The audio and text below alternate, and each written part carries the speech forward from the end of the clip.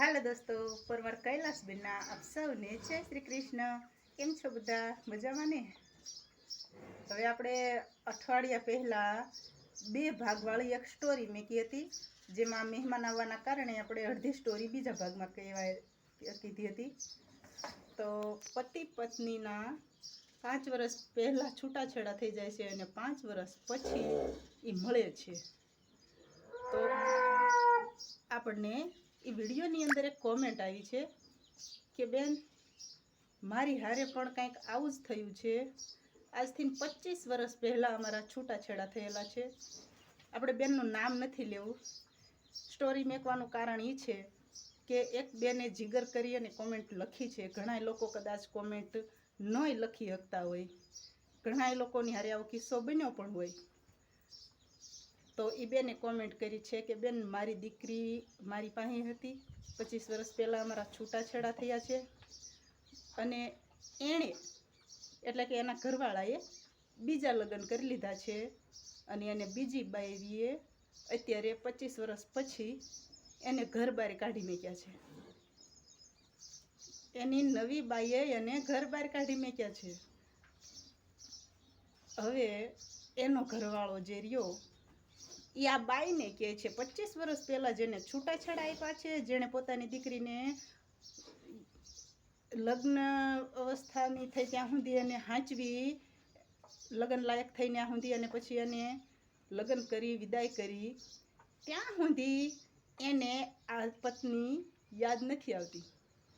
પણ જ્યારે એના છૂટાછેડા થયેલી પત્ની ને એ મળે છે અને કહે છે કે હવે મારે તમારી હારે રહેવું છે.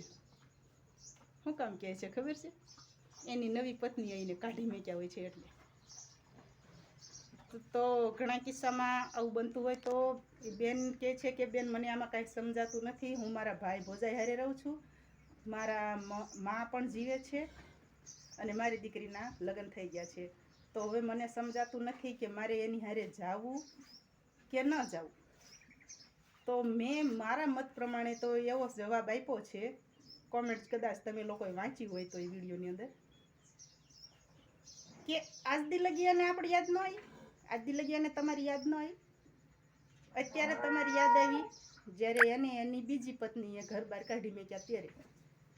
અને હું કહું છું કે જો તમારા છૂટાછેડા થઈ ગયેલા છે અને જો એ તમને અપનાવવા માંગતા હોય ને તો તમે ત્યાં જવાય નહીં તમારીથી. કારણ કે એની જે નવી પત્ની છે ને એ તમારા બંને જણા ઉપર કેસ કરી શકે છે કે છૂટાછેડા થઈ ગયા હોવા છતાંય તમે એના ઘરે જાઓ એટલે એની નવી પત્ની તમારા 2 જણે ઉપર કેસ કરે અને તમને 2 જણેને પરિસ્થિતિનો સામનો કરવો પડે. માટે હવે જે થઈ ગયું છે એને ભૂલી જાઓ.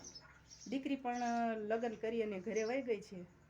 તો હવે કદાચ તમારી ઉંમર મારા અંદાજ પ્રમાણે 45-50ની વચ્ચેની હોઈ શકે ખરી. તો આટલા સમય લગી અને તમારી યાદ નથી આવીને હવે એને એની પત્નીએ ઘર બહાર કાઢી મૂક્યો છે તઈ એને તમારી યાદ આવે છે. તો મારા અંદાજ પ્રમાણે તમારે ન જવું જોઈએ.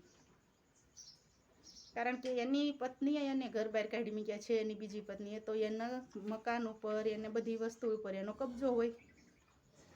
તમને એ લઈ જઈને રાખશે ક્યાં? એટલે તમે સલાહ લીધી એટલે મારે આટલો વિડીયો બનાવવો પડ્યો. કારણ કે તમારા જેવા ઘણાય બહેનો કદાચ હોઈ શકે, કદાચ. કારણ કે મેં આ સ્ટોરી મેકી છે ને એ સત્ય ઘટના ઉપર જ છે. અને તમે પણ કીધું કે બેન, મારી જોડે પણ આવું થયેલું છે. તો ખરેખર તમે એક જણે કોમેન્ટ કરી એવી તમારી જેવા ઘણાય બહેનો હોય, એટલા માટે થઈને મારે આ વિડીયો મેકવો પડ્યો. તો મારા અંદાજ પ્રમાણે તમારે તમારા પતિદેવ હારે ન જવું જોઈએ. એને એની જિંદગી મુબારક. એના કિસ્મતમાં જે હશે એ થયું હશે. કારણ કે 25 વર્ષ સુધી એને તમારી યાદ નથી આવી અને હવે તમારી એને યાદ આવે છે. એ સ્વાર્થી માણસ ગણાય. એ સ્વાર્થી માણસ છે તમારો ઘરવાળો, છૂટાછેડા થયેલો ઘરવાળો રહ્યો ને, એ સ્વાર્થી માણસ છે કે નવી પત્નીએ કાઢી મૂક્યો ને તઈ એ તમારી પાસે આવે છે. એટલે એને અપનાવાય નહીં, એને જાતા કરી દેવાય. બાકી તમારી મરજી. જય શ્રી કૃષ્ણ. ખુશ રહેજો.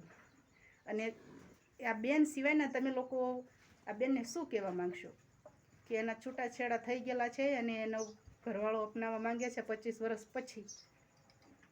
એને નવી બાઈએ કાઢી મૂક્યો છે એટલે. તો શું તમે આ બેનને એને જોડે જવાય ખરું? કોમેન્ટમાં તમે પણ તમારી રાય જરૂર જણાવજો. ઓકે, જય શ્રી કૃષ્ણ, ખુશ રહેજો.